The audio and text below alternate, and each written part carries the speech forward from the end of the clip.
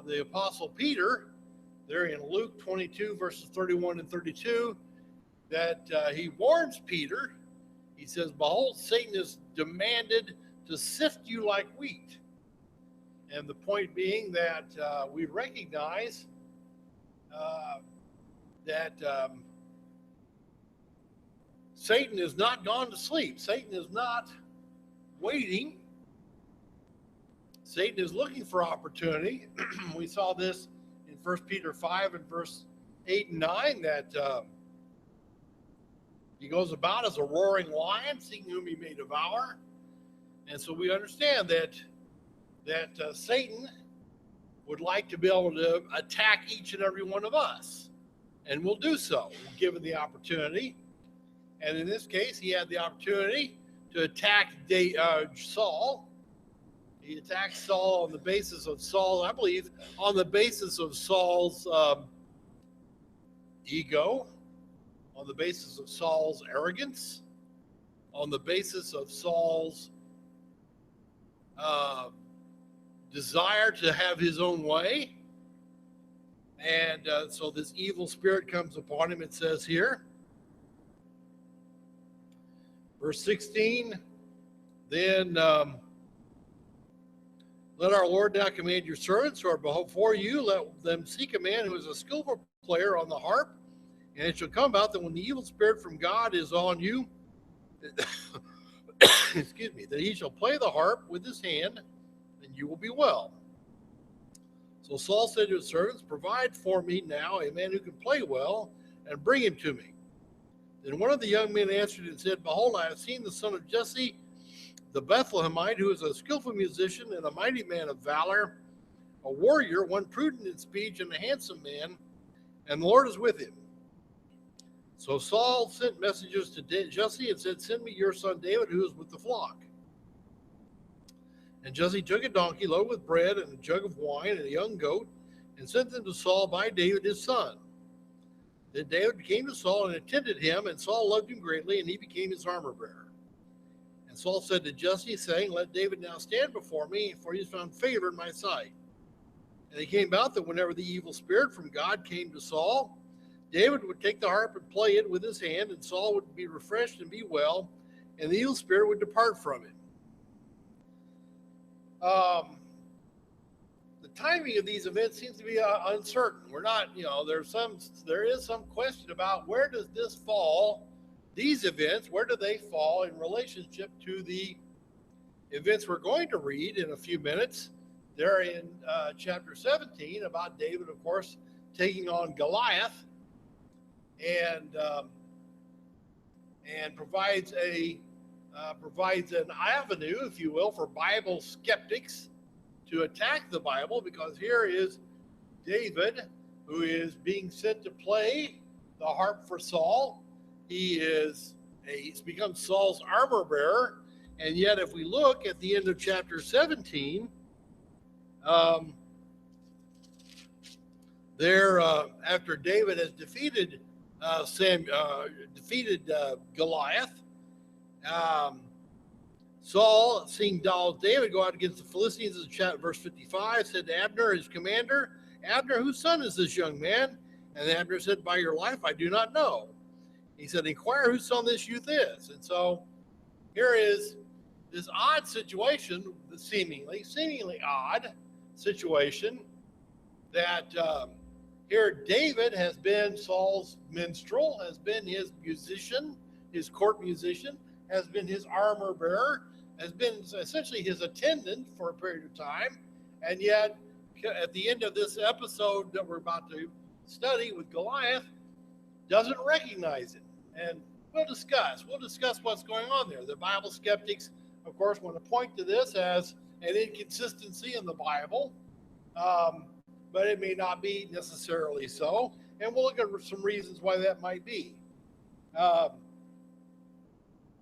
One of the reasons is that apparently David has done these things, has come to be an attendant to Saul, has come to be his musician and his armor bearer, perhaps when he's still in his early teens, early to mid-teens that he's doing this. And again, some of the questions that come up about, well, how is it that he's described as in verse 16, in chapter 16, how is it he's described as um, a man of valor and a warrior? And we have the example, of course, that David apparently is getting a reputation as a skillful fighter. And we'll see how that comes to be as we look at the events now that are going to unfold here in this next chapter. Because now we have this insertion here with this, as we shift the focus, and we're going to be, this begins to seriously shift the focus away from Saul and on to David. And so now the text here is going to be focusing on the events of David's life and what David does rather than what Saul does. Yeah.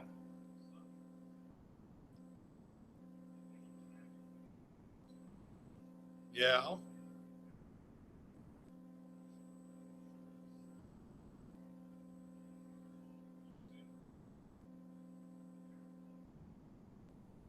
Yeah.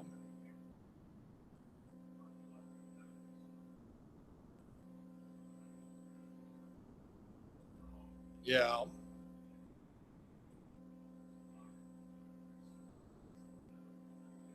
Um,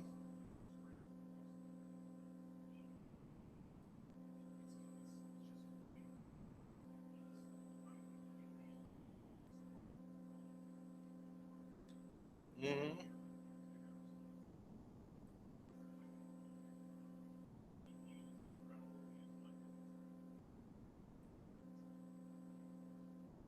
Yeah, I think, yeah, there's evidence that shows that the lyre has been in existence for quite some time, and the fact that David was skillful with it is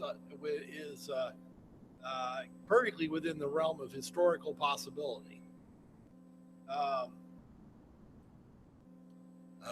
as we go now into this episode, now the Philistines gathered their armies for battle, and they were gathered at Succoth, which belongs to Judah, and they camped between Succoth and Azekah in Ephes Demin.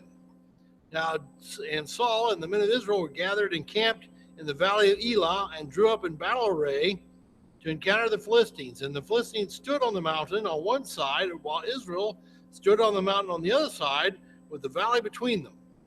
When a champion came out from the armies of the Philistines named Goliath from Gath, whose height was 6 cubits in a span. He had a bronze helmet on his head, and he was clothed in scale armor, which weighed 5,000 shekels of bronze.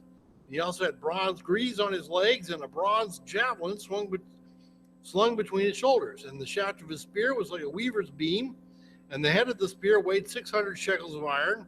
His shield carrier also walked before him. And they stood and shouted to the ranks of Israel and said to them, Why do you come out to draw up in battle array? Am I not the Philistine, and you servants of Saul? Choose a man for yourselves, and let him come down to me. If he is able to fight with me and kill me, then we will all become your servants. But if I prevail against him and kill him, then he shall become our servants. You shall become our servants and serve us.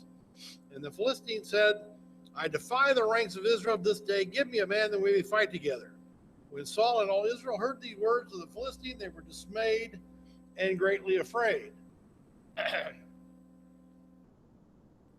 This location, if we go to this map that I've got up on the screen, here's what's happening. The Philistines have moved up this valley. There is a valley here called the Valley of Elah, and it is, if I recall right, it is a dry part of the year. It's a dry valley part of the year, but other parts of the year, especially during the rainy season there, it would have some water, a stream perhaps that would go down. But the Philistines are able more easily to move up the valley in the direction of eastern Judah or eastern Israel and toward Bethlehem, toward Jerusalem. And so they move up the valley in battle We know, of course, they're equipped with chariots and similar wheeled weapons of war. And so they're going to find the going easier in the valley than trying to move it across the hills. So here they come up this valley, and Saul has moved his army down to try and block them there in the valley of Elah. And so now they are confronting one another.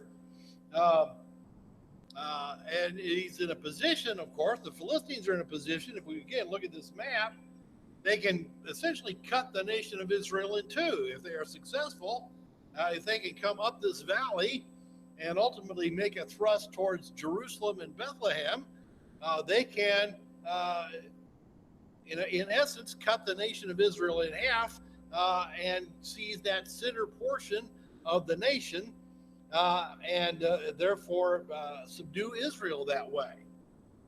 So they send out Goliath. This idea of battles of champions, it was common in the ancient world. We find it in several instances in ancient literature. There are some Egyptian texts that talk about battles of champions. If you're familiar with the Iliad, Homer's writing about the siege of Troy. Perhaps you remember if you ever read that Iliad, or if you saw the movie that came out a few years back. This battle of champions between Achilles and Hector, I believe. Is that right, John? You would know. Yes. Yeah, Hector. Okay, so you have this battle of champions between Achilles and Hector as a idea of settling a war. The idea, of course, is that the gods would favor whichever side was supposed to win anyway. And so instead of the entire army fighting, we'll just have this battle of champions to resolve things. Goliath, as it says here, stands. He stands 6 cubits in a span.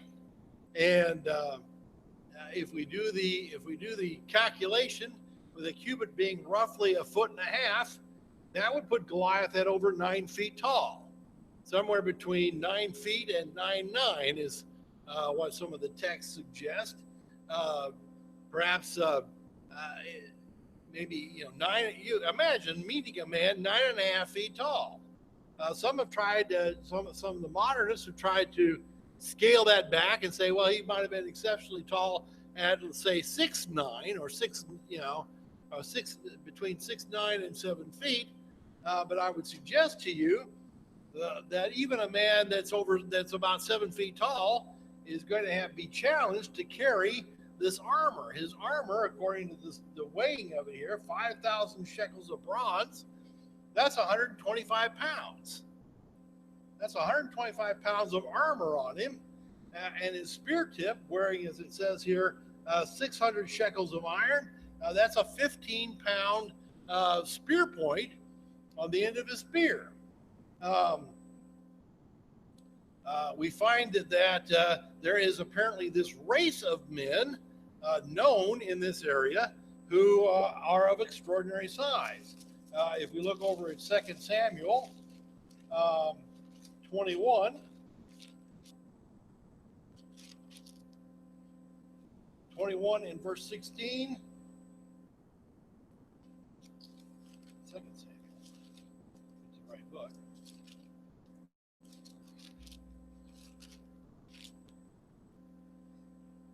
And it says there, verse 15, now when the Philistines were at war again with Israel, David went down and the servants with him. As they fought against the Philistines, David became weary. Then Ishbi-Benob, who was among the descendants of the giant, the weight of whose spear was 300 shekels of bronze in weight, and it was girded with a new sword, and he intended to kill David. But Abishai, the son of Zeruiah, helped him and struck the Philistine and killed him. Then the men of Israel swore to him, saying, you will not go out with us again to battle, that you may not extinguish the lamp of Israel. Here was another man who was described as the descendant of the giant, whose spear was 300 shekels of bronze, a spear point of roughly 10 pounds, or 8 to 10 pounds roughly. We see it again in verse 19. There was war with the Philistines again at Gob, and Elhanah, the son of Jerar, Oregim, the Bethlehemite, killed Goliath the Gittite, the shaft of whose spear was like a weaver's beam. Some of the translations render that not Goliath, but the brother of Goliath, because Goliath had already been killed by David. And so, again, Bible skeptics, when they try and point to this as a contradiction in the Bible, it may have been simply a transposition error of some sort. But apparently, again, there is this race of these men, extraordinarily tall. And so, and of course, again, the skeptics are going to scoff at this and going, oh, a 9-foot tall man, how can that be? Well, even in our own time, we've seen men of extraordinary size, men well over 7 feet tall, even 7.5 or approaching 8 feet tall. And so imagining a man who goes to 9 or 9.5 feet really isn't that big of a stretch.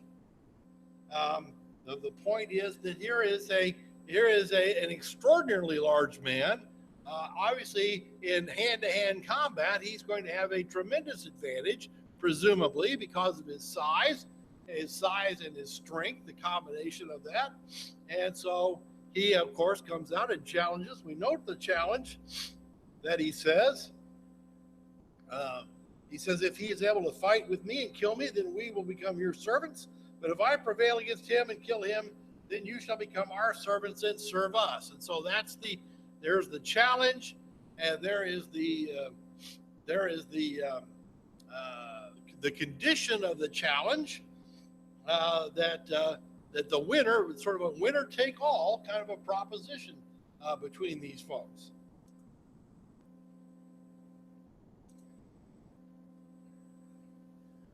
That's true. That's right. Even in Genesis, it talks about giants. And so there are apparently races of or families of these extraordinarily tall people. And in this case, they have obviously fallen in with the Philistines and are fighting on their behalf. So here comes David. Now, here's David in verse 12. Now, David was the son of the Ephrathite of Bethlehem of Judah. And that word, the Ephrathite, Ephrathite of Bethlehem, and Judah's name was Jesse. The actual translation is he was the son of that Ephrathite in Judah named Jesse. So apparently Jesse had become famous or was becoming famous. And so his family name was apparently known. It says, and he had 8 sons, and Jesse was old in the days of Saul, advanced in years among men. And the 3 older sons of Jesse had gone after Saul to the battle, and the names of the 3 sons who went to the battle were Eliab, the firstborn, and the second to him Abinadab, and the third Shammah. And David was the youngest. Now the 3 oldest followed Saul, but David went back and forth from Saul to tend his father's flock at Bethlehem. And the Philistine came forward morning and evening for 40 days and took his stand. Then Jesse said to David his son, take now for your brothers an ephah of roasted grain and these 10 loaves, and run to the camp to your brothers.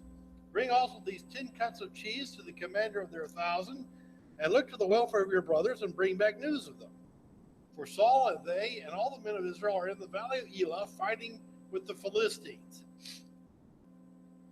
The narrative here does suggest that several years have passed between the time that David is selected to be Saul's minstrel, his armor bearer, his attendant, and the events of this chapter. David is apparently going back and forth between attending Saul on occasion and tending the flock, but it appears that from the text and the context of it, that time that it's diminishing. He's no longer spending the time with Saul like he had before. How do I account for the chronology?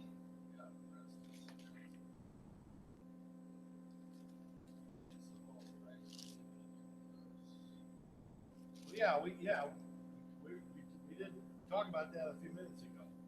But well, it's the answer is, or the idea is that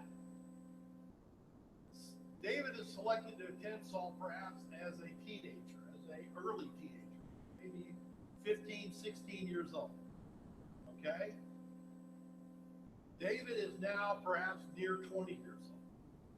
And in that period of time, he has matured. He has changed.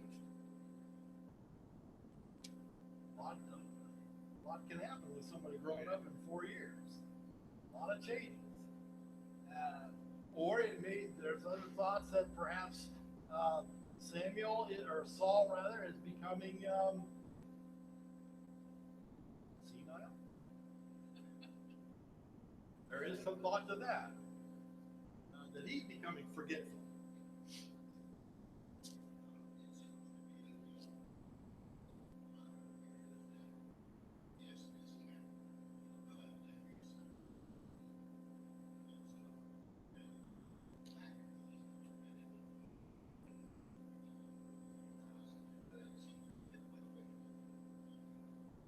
Well, and again, that is a good point.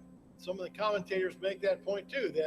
That the events of the end of chapter 16 may have been after David's defeat of Goliath.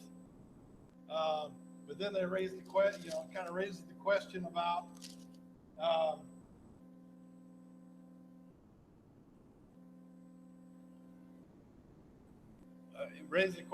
why Saul doesn't take hold of David right away, but instead, in chapter 16 and verse 17, provide for me now a man who can play well and bring him to me. Well, why wasn't David already there serving Saul? There are good arguments, I think, on either side of that. There really are good arguments. Regina, go ahead.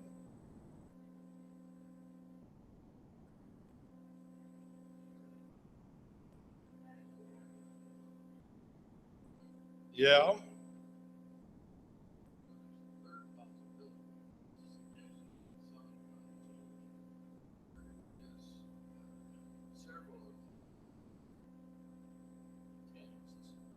Uh-huh.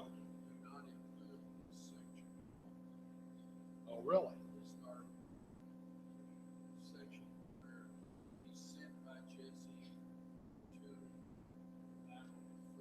Uh-huh.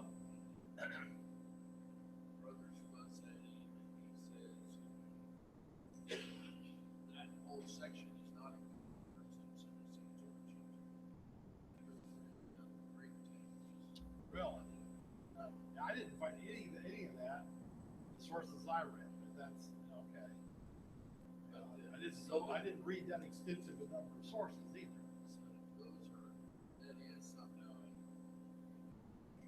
Uh-huh.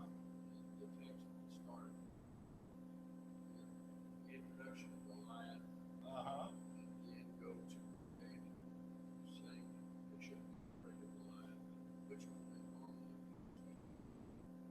Yeah. Yeah, that timeline too makes good sense to me. It does seem to make sense that the events, these events here in chapter 17, are almost like a what would you call it? A flashback? Kind of a flashback. How is it that David became so how did David become so ingratiated into Saul's family, into Saul's household? Well, it's like a flashback. David becomes his minstrel. David becomes his armor bearer and his attendant. Why? Because they recognize him as a man of valor because of what he had done in the battle against Goliath, in the fight against Goliath. And so there is some support for that. That this chapter 17 is again what we would call a flashback, a note of here's what happened that got Saul's attention, focused on David a little bit, and you're right, it does make the timeline fit better.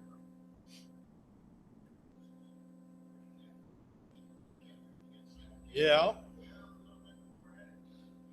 yeah,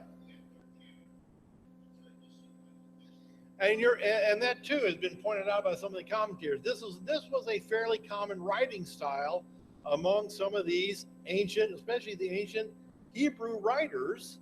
This is the way they like to write. They would kind of write and describe the big picture, and then once they had kind of described the big picture, then they kind of go back and fill in the details. And so there is some support to that, that this is what's going on here in this text, is that chapter 16 uh, gives us the big picture, that yes, Saul becomes aware of David, that David becomes his armor bearer, becomes his attendant, becomes his court musician. And now we go back to chapter 17 and kind of fill in the space that this is not necessarily a strict chronological order. In other words, is what we're being presented. That chapter 17 is an elaboration of the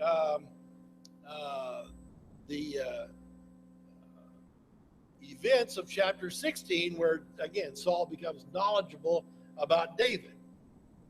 Um, Again, as we look at this, I think that there is some strength for that. We begin to see how this narrative unfolds. That perhaps David is still in the service of his father, taking care of his father's flock. Jesse's age, again, is emphasized. We find that he's a very old man, described as a very old man in this text. That explains why he's not gone to the battle, but has instead sent his sons. And we find that his three oldest sons are in fact in service in the military, in the service of King Saul. David, at this point, is probably not yet 20 years old, because this is the age typically when a man would be included in the military. If we look at Numbers, for example, Numbers chapter 1 and verses 1 and 2. Then the Lord spoke to Moses in the wilderness of Sinai in the tent of the meeting on the first of the second month, in the second year after they'd come out of the land of Egypt, saying, take a census of all the congregation of the houses of Israel by their families and by their fathers' households, according to the number of names, every male head by head, from 20 years old and upward, whoever is able to go to war in Israel. So apparently they set 20 years old as being the proper age, or being the minimum age, at least, of a man going out to war. The fact that David has not joined his brothers may suggest that David was not yet 20 years old and was not included. Instead, he's being used by his father as a messenger boy, and delivering food to his brothers, and helping to take care of them while they're out in the field. He's becoming their source of food. He's becoming their provisions officer. We find here that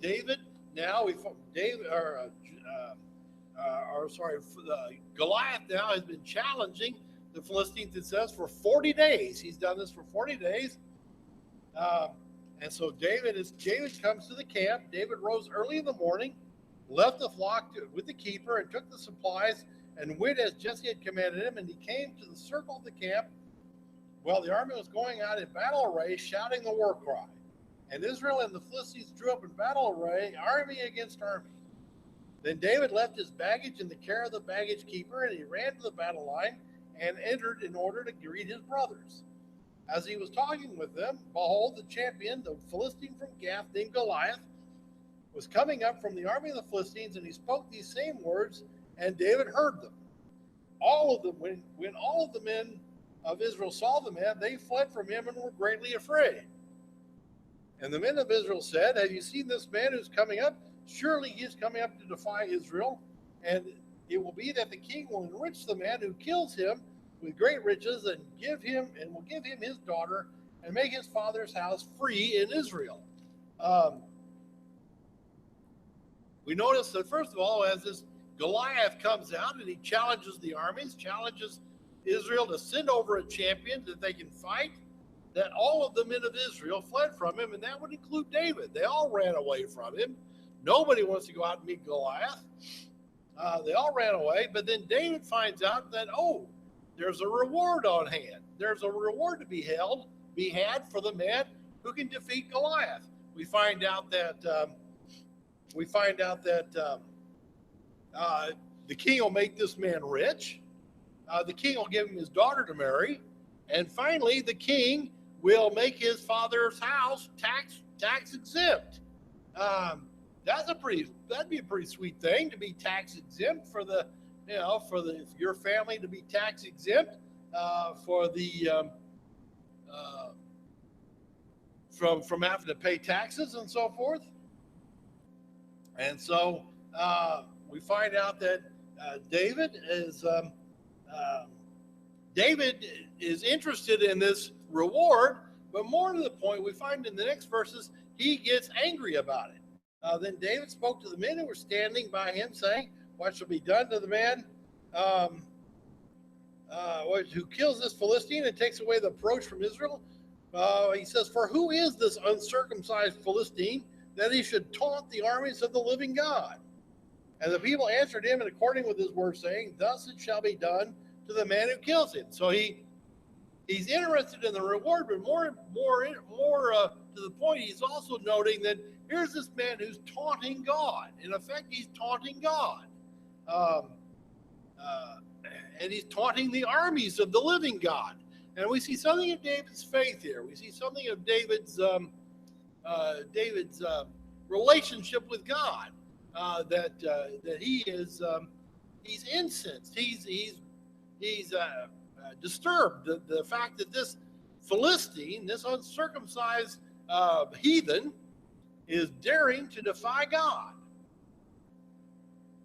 And so both this promise of the reward and this indignation that he has, he overlooks. He starts to ignore the danger posed by Goliath and begins to focus on his faith a little bit.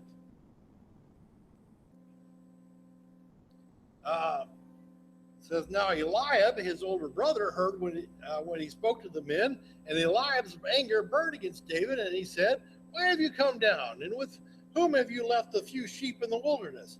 I know your insolence and the wickedness of your heart, for you have come down in order to see the battle." But David said, "What have I done now? Was it not just a question?" Then he turned away from another and said the same thing, and the people answered him as before. We see Eliab, his brother, responds to him with these inquiries he's making about what's the reward and how do I claim it and what's all going on here. Why is Eliab gets angry with him, begins to fuss at him, and so and we might ask, well, why is he so angry? Well, first of all, here's David. David is in effect suggesting, well, somebody ought to fight.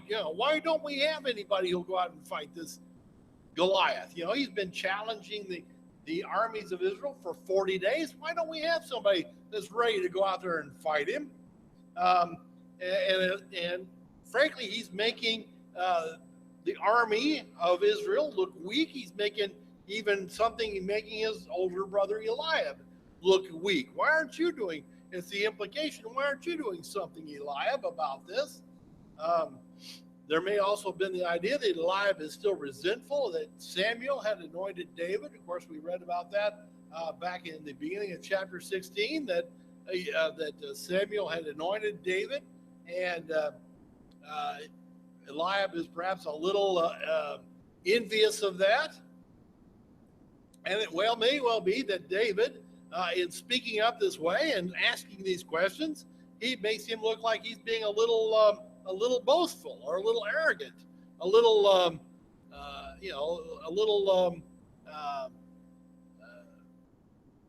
like he's able to do something. He's able to do something that he can't prove. And so Eliab treats him with scorn. David brushes that scorn off. Basically says, what did I do? All I did was ask a question. He asks, he's asking about, again, the degree of the reward and the challenge. He doesn't take Eliab's answer seriously. And as Christians, we see the same thing in our own lives.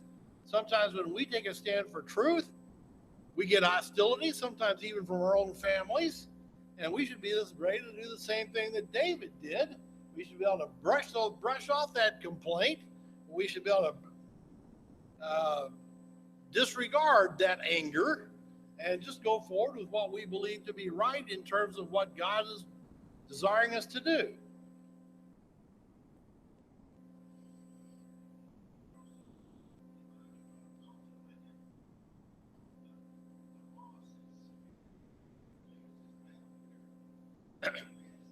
Yes.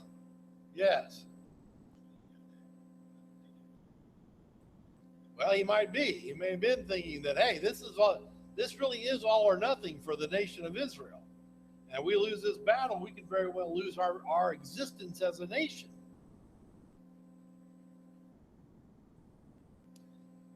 So verse 31, apparently this word gets to Saul. When the words of David, which David spoke, were heard, they told it to Saul, and he sent for him. And David said to Saul, let no man's heart fail on account of him. Your servant will go and fight against this Philistine. Then Saul said to David, you're not able to go up against the Philistine to fight with him, for you are but a youth, while he has been a warrior from his youth. But David said to Saul, your servant has been tending his father's sheep. When a lion or a bear came out and took a lamb from the flock, I went out after him and attacked him and rescued it from his mouth. And when he rose up against me, I seized him by his beard and struck him and killed him. Your servant has killed both the lion and the bear, and this uncircumcised Philistine will be like one of them, since he has taunted the armies of the living God. And David said, the Lord who delivered me from the paw of the lion and from the paw of the bear, he will deliver me from the hand of this Philistine. And Saul said to David, go, and may the Lord be with you. Then Saul clothed David with his garments and put a bronze helmet on his head and clothed him with armor. And David girded the sword over his armor and tried to walk, for he had not tested them. So David said to Saul, I cannot go with these, for I have not tested them. And David took them off. And he took his stick in his hand, and he chose for himself 5 smooth stones from the brook, and he put them in his shepherd's bag, which he had, even in his pouch, and his sling was in his hand, and he approached the Philistine. So David goes out. Here's this, the message gets back to Saul. Saul wants to meet this guy. He says, well, you're no match for Goliath. You're no match at all for him. David says, yes, I am. I fought against bigger than him. In effect, that's what he's saying. I fought against bigger than him. I fought against bears. I fought against lions. I've beaten bears. I've beaten lions. And I'll take on Goliath too, and he'll go the same way. So Saul has David put on his armor. Now we remember that Saul was described as being exceptionally tall. And so here, if he's having David put on his armor, this suggests that David also perhaps was exceptionally tall. That Saul would even try to put David into his armor suggests that David was a big guy too. But David doesn't know how to use the armor. He doesn't know how to walk with it. Apparently there is some skill required to be able to walk with it and to be able to maneuver with it, and he doesn't know how to do that. So he says, no, I'm not going to use that. He's got his sling in his hand. It says he gets these 5 smooth stones from the brook. We find out that the sling was a common weapon, and some of these men in Israel had become very skilled at using it. We find the account over in the book of Judges, for example, in Judges chapter 20. Judges chapter 20 and verse 16. Here we have the description about the men of Benjamin, for example. Out of all these people, 700 choice men were left-handed. Each one could sling a stone at a hare and not miss.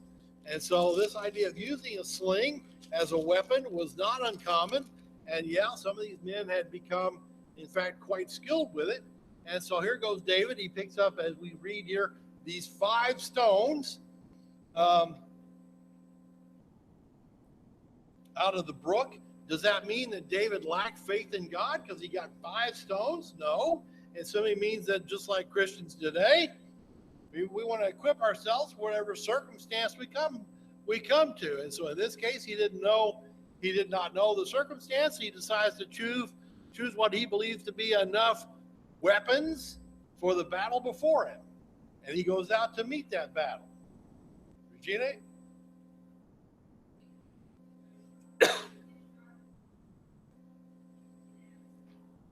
Right.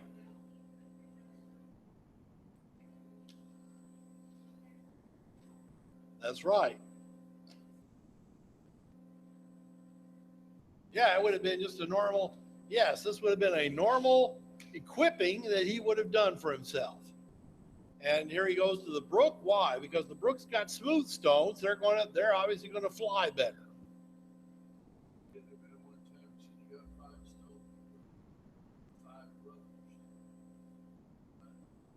Oh yeah? Yeah, I was going to say, I don't read about all 5 of them being here. There may have been 5 brothers, but you don't necessarily, they're not all mentioned as being here.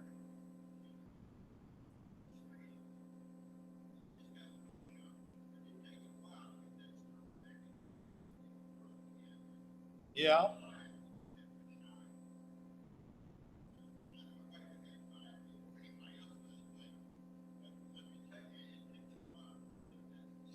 Yeah, it's going to take a few seconds at least to get that thing reset and wound back up again. All right, I'm going to stop there. We're almost out of time, and before we actually get into the defeat of Goliath altogether, I'll start that next time. Then we'll start that section the next time. But I appreciate your comments and participation this morning.